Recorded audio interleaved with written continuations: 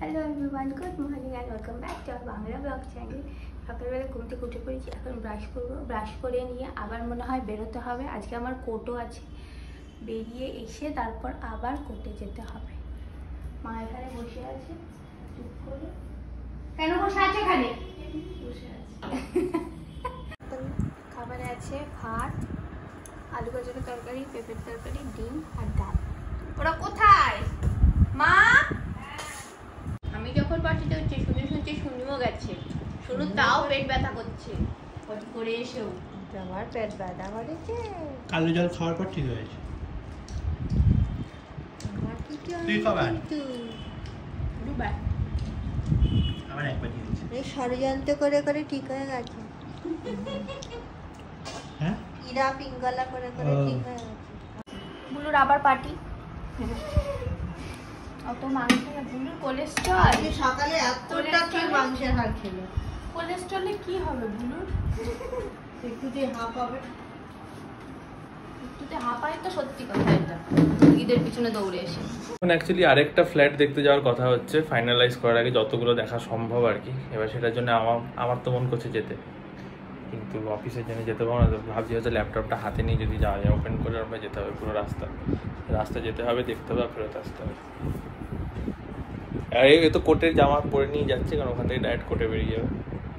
বেরোচ্ছি ফাইনালি। এই যে মা, এই যে বাবু, এই যে শুভর এত মানে ইচ্ছা যাওয়ার যে অফিসের ল্যাপটপ হাতে নিয়ে যাচ্ছে। রিস্ক করে তাহলে পুরো ফ্রি হয়ে যাবে।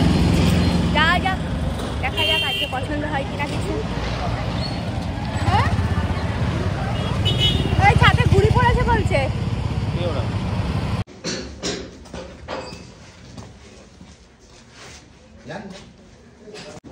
আর সামনে তো আবার হচ্ছে কাজ চলছে, বুঝলি কোশন?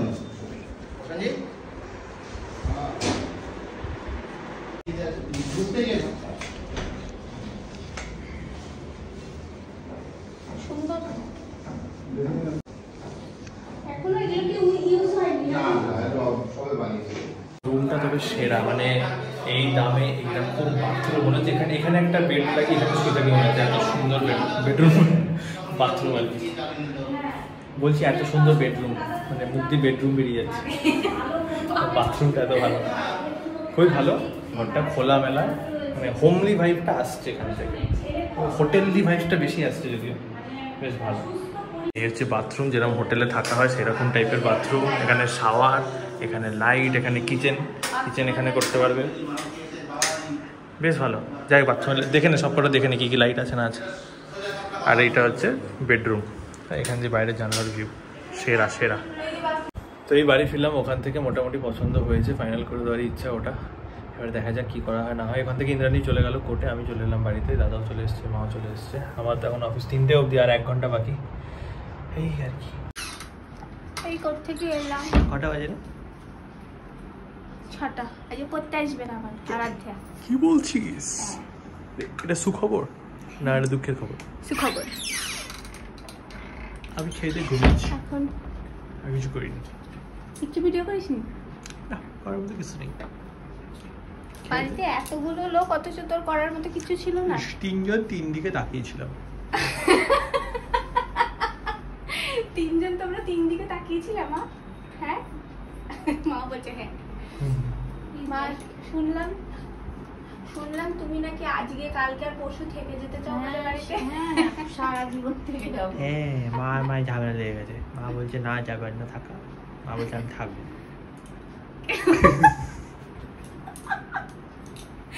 কি ওই মা বলছে চলে যান, আর এই মা বলছে না থাকবো।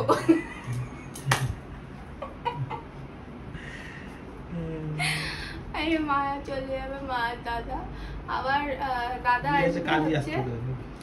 আবার আসবে হলো কি যেন বলে, যেদিন কেউ চাকরিতে জয়েন। কি এর মাঝে আসতে হবে তো? মাঝে আসার দরকার আছে। ও বা কেনাকাটা কে করবে? ওগুলো কিনা তো দাদা যখন এখানে চলে আসবে তার মাঝখানেও কিনে ফেলতে পারবে। কারণ 11 থেকে 17 7 দিন থাকবে ও भी एक बात है। তখনই কিনে নিতে পারবে। মাঝখানে আসতে চাইলে আসতেই পারে, মানে এমন না আমি বলছি আসতে হবে না। এখন খেতে যাব আমি, খুব খিদে পেয়ে গেছে। এই 3 না কেমন হচ্ছে শরীরের উপর থেকে একটা কিছু ঝড় বইছে। ঝড় বয়ে গেছে। যাই হোক, আমার না কালকের বিরিয়ানির কথাটা মনে পড়ছে। আবার কালকে মানে বিরিয়ানিটা মা এত সুন্দর বানিয়েছিল, মানে কেমন বিরিয়ানিটা হয়ে এর গেছিস? আগেও বানিয়েছে, কিন্তু কালকেরটা বেশ টেস্ট হয়েছিল। বলছে আবার বিরিয়ানি খাবে। আবার বিরিয়ানি খাবো বলিনি, আর বলছি আজকে দুপুরবেলা খাইতে বসা, মানে এখন যে খাবো কালকের বিরিয়ানির কথা মনে পড়ছে যে কালকের বিরিয়ানিটা এতটা সুন্দর হয়েছিল, আমি যে কত তৃপ্তি করে খেয়েছি, খুবই সুন্দর লেগেছে কালকেরটা আমার। ওটা মনে পড়ছে যে আজকে কি খাবো, কালকে কি ওটা যদি আবার আজকে হতো। বিরিয়ানি দুপুরে খেতে পারোনি? মাংস না বিরিয়ানি তো ভাগ্যে কালকে দুপুরে আমি পাইনি। এই সুযোগে আরেকদিন আর আমি খাচ্ছি না। তোমরা যদি বাড়িতে বিরিয়ানি হয়, আমি অর্ডার করে ভাত ডাল খাবো। এই আগে এটা তোমরা দুবেলা খেয়েছো। এটা দিতে ডাল দিয়ে খেতিস রে, মাথায় আর মাথা নেই বিরিয়ানি বিরিয়ানি করে। ভাগে কম পড়েছে। ডালটা এমনি এমনি মেখে নিও, ডালেরটা। ডালের সাথে খাবে একটা শুক্তো, চিচিঙ্গা ভাজা, আলু চিচিঙ্গা ভাজা, ডাল ডাল আছে, মুড়ি ঘন্ট, ওইটা ওইটা মুড়ি ঘন্টা আছে, এটা মাছ মাছ আছে। আসবি 9 দিন পরে আমাদের বাড়িতে, কি রে এখন বেরিয়ে যাচ্ছে, দুজনা রেডি হয়েছে। তোরা যা শুভ্র, গেলে কি পাবো?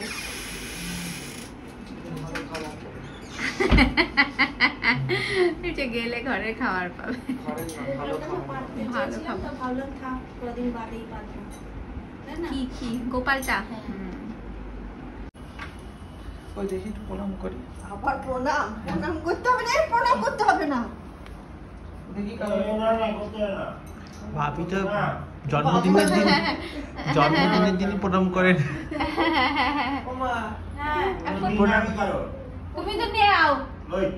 জন্মদিনের দিনে করতে দেয় নাই। না, তার আগে দাদা একদিন করেছিল, করতে দিয়েছে। কি করতে প্রণাম করবে এখন? শুধু জব দেখছি না, জব টাটা টাটা। আবার এসে দিদি আগে থেকে গেলে হতো না। মায়েরা বেরিয়ে গেল, এখন একটু ওই শুয়ে থাকবো, শুয়ে শুয়ে একটু ঘুমাবো। আর হলো কি বলে ওটাকে, আজ তো পড়ানোও নেই, কি আনন্দের ব্যাপার। তো যাই হোক, তোমাদের একটা কথা বলছি যে প্রত্যেকদিন না যখন হচ্ছে আমরা ওই ঘরে রাত্রেবেলা খেতে বসি, তখন প্রত্যেকদিন আমি, শুভু আর মা এই তিনজন কথা বলি, আর বাপি ঘুমায়। আর কালকে যখন খেতে বসেছিলাম সবাই মিলে, তখন একবার দাদা হলো, বাপির জবটা হলো এখন পেতে গেলে তো গেট দিয়ে পেতে হয়, আর তখনকার দিনে তো বাপিকে গেট দিতে হয়নি। কেমন ভাবে পেয়ে গেছিল বাপি? বাদ দেন সেসব, কিন্তু হ্যাঁ, অত কঠিন ছিল না। তখনকার দিনে এত কঠিন ছিল না যে গেট দিতে হবে তবেই পাবে, ঠিক আছে। তো যাই হোক, তো সেই নিয়ে যে বাপি কিভাবে জবটা পেয়েছিল, সেই থেকে বাপি গল্প শুরু করেছে। সে 11:30 অবধি না, হাত পুরো কাঠ হয়ে গেছে। আর কালকে খেতে চলে গেছিলাম আমরা 10টার সময়, 11:30 পৌনে 12টা অবধি বাপি জাস্ট গল্প করে গেছে, মানে বাপি বলে গেছে কিভাবে বাপি হলো ওই পজিশনে পৌঁছালো। বাপি একটা টাইমে এয়ারপোর্টের ম্যানেজার ছিল, কত পাওয়ার ছিল বাপির, হ্যানা তেনা। তো এই একটা জিনিস একটা কালকে বাপির কথা থেকে বুঝলাম, যেটা হচ্ছে এই যে শুভর একটা অ্যাটিটিউড আছে না, মানে অফিসে, যে আমাকে বলছিস তুই কে, তো চাকর না আমি, মানে এই যে অ্যাটিটিউডটা, এটা পুরোপুরি বাপির থেকে পেয়েছে, মানে পুরোপুরি বাপির থেকে। কারণ বাপি যা কালকে গল্প করলো, মানে আমি ভাবি যে যখন আমরা ওই ঘরে বসে শুনু সব বলে, ঠিক আছে, আমি আর মা শুনুকে বোঝাই যে কি আছে অফিসের, ওদের সাথে লাগতে যাস কেন, যা বলে মানে ওর ওপরে যারা আর কি আছে, যা বলে মাথা পেতে শুনে নিব। বাপি কিছু বলে না, কারণ বাপি মনে হয় ভাবে যে ঠিকই তো করেছে, আমি হলে তো আরো কত কি করে দিতাম, ঠিক আছে। মানে পুরো এই অ্যাটিটিউডটা পুরো বাপির থেকে পেয়েছে। মানে বাপি মানে কালকে যা গল্প করলো, মানে বাপিকে যদি কেউ কিছু বলতো, বাপিও এরকম, হ্যাঁ যা করবো করে নাও, দেখে নেবো, হ্যাঁ কি করবে কি, এইরকম একটা ব্যাপার। মানে বাপি দমবে না। বাপি বলছে আমার সিচুয়েশনে ওখানে যদি অন্য কেউ থাকতো, সে কাকুতি মিনতি করতে বসে যেত, কিন্তু বাপি সে একটা আলাদাই রিলা। এই পুরো অ্যাটিটিউডটা শুভ বাপির থেকে পেয়েছি। তো ব্যাপারটা হচ্ছে আমায় যখন কেউ বলে না, আমি না এই ব্যাপারটা সহ্য করতে পারি না যে আমাকে কেউ আরেকজন কিভাবে আমাকে মানে আমি আরেকজনের মতে কেন চলবো। আমার যদি 5টা কাজ দেয় আমি 5টা কাজ করে দেবো, আমার কাজ করতে কোনো সমস্যা নেই, কিন্তু আমি সেই কাজটা কখন করব, সেই কাজটা করতে মানে মানে প্রথম কথা যদি না শিখিয়ে এক্সপেক্ট করে আমার কাজটা আমি করে নেবো। আগের দিন যেমন একটা আমাকে ছুটির দিনে ফোন করে বলছে, আমি তোর ঘটনাটা বলি, ক্লায়েন্টের সাথে কথা বলতে হয়, এবারে মানে কথা বলতে হবে নাকি, ক্লায়েন্ট যদি কিছু বলে আমাকে তো রিপ্লাই দিতে হবে। তো নাইট ডিউটিতে আমি একা, এবারে ক্লায়েন্ট মেসেজ করেছে যে এই মেলটার রিপ্লাই দিয়ে দাও, নিজেই বলে দিচ্ছে যে এই রিপ্লাইটা দিয়ে দাও। এবার যখন দেখছি ক্লায়েন্ট নিজে বলছে, তাহলে ক্লায়েন্ট জানে আমি নতুন, তাই জন্য হলে কেন বলবে যে এই রিপ্লাইটা দিয়ে দাও। তো আমি তখন বলছি ঠিক আছে আমি লিখছি, রিপ্লাই মানে মেলটা লিখছি, ড্রাফট করছি, দিয়ে তোমায় দেখিয়ে নিচ্ছি, ঠিক লাগলে বলো আমি পাঠিয়ে দিচ্ছি। তো ড্রাফট করেছি, পাঠিয়ে দিয়েছি, সব ঠিক হয়ে গেছে। তারপর আবার মেসেজ করলো যে এই কাজটাও কি পারবে তুমি করে দিতে। তখন আমি এবারে জিজ্ঞেস করেছি আমি কি বলবো এখন, যে আমি তখন অনেস্টলি যেটা সত্যি সেটা বলে দিয়েছি যে না আমি সবে ঢুকেছি, আমি এখন এই পার্টটা এখনো শিখিনি, আমি এই পার্ট জানি করতে। বলছে ঠিক আছে, কথা শেষ। 2 দিন পরে আমার ফোন করছে, মানে সুপারভাইজার ফোন করছে, ফোন করে বলছে যে তুমি জানো না ক্লায়েন্টের সাথে কীভাবে কথা বলতে হয়, তুমি ওকে বলতে বসবে, তুমি কি জানো না জানো, তুমি ক্লায়েন্টকে দিয়ে ড্রাফট মেল করো, মানে ড্রাফট দেখাবে মেল যে এটা পাঠাবে কি পাঠাবে না, তুমি জানো না ক্লায়েন্টের সাথে কী কথা। এরাও একটা ব্যাপার, আমি কি করে জানবো, আমাকে ক্লায়েন্ট জিজ্ঞেস করে। জবে থেকে অফিসে ঢুকে যায়, প্রত্যেকটা প্রজেক্টে একটা করে অশান্তি হয় আর ওই প্রজেক্ট ও ছেড়ে দেয়। হ্যাঁ, প্রজেক্টে অশান্তি হলে প্রজেক্ট থেকে মানে কাজ যদি না করা হয়, না করে তারা তাড়িয়ে দেয়, আবার অন্য প্রজেক্টে ঢুকি, এই গল্প। আমার ওই সহ্য করতে পারি না যদি কেউ মানে আমার দোষ নয় সেখানে আমাকে কেউ কিছু এসে বলবে। দোষ থাকুক আর না থাকুক, পাপিয়ার এর অ্যাটিটিউড মানে আমরা কারোর নিচে থাকবো না, আমরা ওপরে থাকবো, মানে কেউ আমাদের উপর ছড়ি ঘোরাবে এই জিনিসটা সহ্য করা যায় না। মানে গা জ্বলে যায় পুরো একবার ডিটো। আমি ভাবতাম না বাপি এরকম না, কিন্তু কালকে বাপির কথা শুনে আমি দেখলাম না বাপিও এরকম। এই কি হয়েছে দেখি, ই বাবা দাঁত, হিন্দিতে বলে এটা দাঁত হয়ে রিঙ্গাটছে জায়গা, হয় ঘাম থেকে হবে না তো কিছু কামড়ে। কালকে হয়েছে রোদ থেকে বেরিয়ে আসার পর এখানে চুলকেছিলাম, আমি চুলকেছিলাম। এই রিঙ্গাট লাগা, খাস কি যেন কি বলে যেন, খাস পচড়া কামড়েছে, খোস পাচড়া না কি বলে, খোস পাচড়া ওইরকম জিনিস। মায়েরও তো হয়েছে, মায়েরও কালকে রোদে বেরিয়েছে, এসে মুখে সব অ্যালার্জি বেরিয়ে গেছে রোদ থেকে।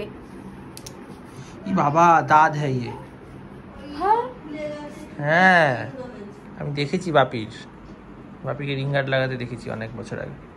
এরকম হয় নাকি? এরমই হয়, সেটা তো অনেকটা মানে ডিপ হয়, সেটা অ্যাডভার্টাইজের জন্য ডিপ দেখায়। তো এখন কোথায় আছে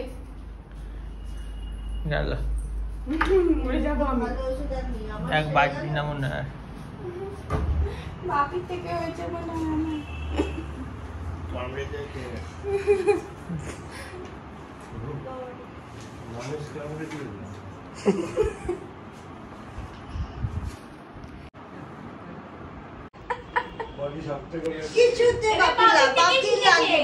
বাপি থেকে শিখেছে তার মানে, দেখেছে তো ছোট থেকে বাপি কিচ্ছু লাগে না, যতই কাঁথা পুজো দাও যাই দাও, ওকেও তো লাগে না, কিন্তু আমাকে একটু টাচ করলে খুব কষ্ট হয়।